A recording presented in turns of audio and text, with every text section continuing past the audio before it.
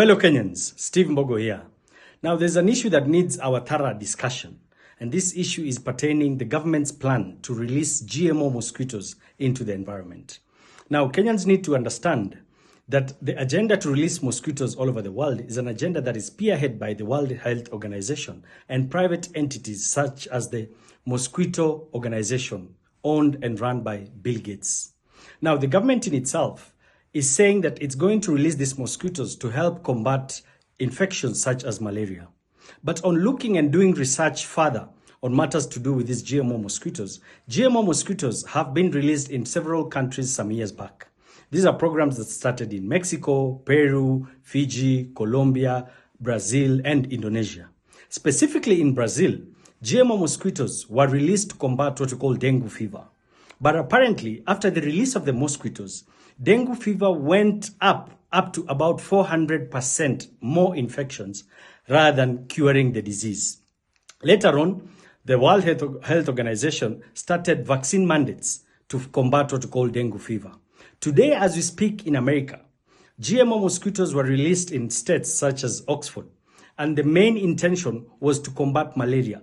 Now, you have to understand that in America, malaria was last seen or traced in the year 1990s. But the funny thing today, there are two major infections that have become popular to an extent that some states are preferring what you call lockdowns. One of the diseases is malaria in itself. The second disease that is spreading in America today is a very rare condition that has no cure, and that is called encephalitis, which is basically the swelling of the brain. Now, we need to understand, and the government needs to understand, that its key obligation is to protect its citizens. We don't understand where the government is gearing up all these agendas of the West without consultations of its citizens, without protecting its citizens. And I'm speaking from a point of view where most of us who are vaccinated with the COVID vaccine have developed various and different complications, from cardiovascular diseases to immunology disorders to myocarditis to blood clots. Now, the government needs to understand that its recent announcement of launching of the Mpox vaccines by December of this year is also an agenda that is spearheaded by the same globalists I'm talking about. We need to understand that today in the world there's a big agenda, and that agenda is the depopulation agenda. We will not sit back and watch the government use Kenyans as guinea pigs for these tests in Africa. It is a time Kenyans have to come united and understand that it is our right to protect our lives, to protect our children's lives, and to protect the future of this country. So I want to speak to the government categorically that it is time you wake up and understand that these agendas that these people, these globalists are pushing towards you to implement these involuntary vaccinations. We are seeing involuntary vaccinations today all over schools, all over churches, and in rural areas. So the government and the Ministry of Health should really review these vaccine mandates being spearheaded in this country.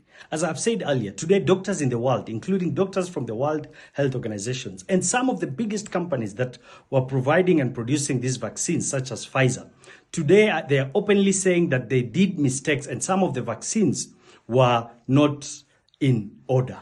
So I want to urge the government today not to sacrifice Kenyans, not to accept these agendas being spearheaded in this country at its watch. Today it is evident, and most doctors, both independent and I've said even doctors from World Health Organization, it is evident today that most of the COVID vaccines were what we call nanolipid vaccines, which are mRNA vaccines that do not leave the body. And these are vaccines that create what we call spike proteins, hence creating those blood clots.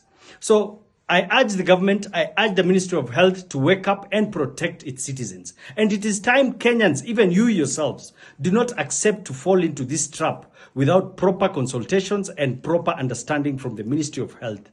Wake up, Kenyans, before it's too late. Thank you.